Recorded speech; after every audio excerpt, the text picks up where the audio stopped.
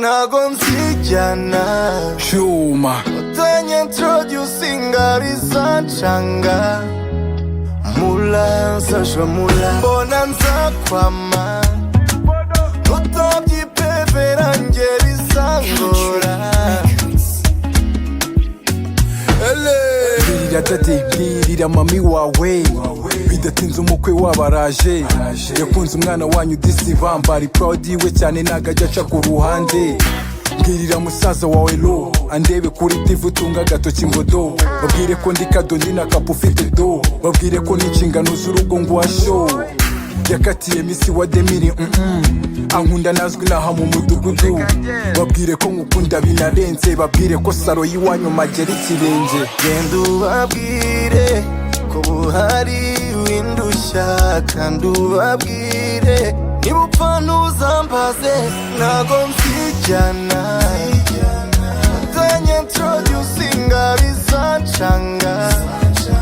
nta n'umwe mbona nzakwama utabyipevera ngeri sangora nta n'umwe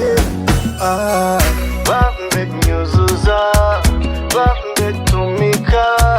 bambe nyuzuza wizuye azatumika bambe nyuzuza bambe tumika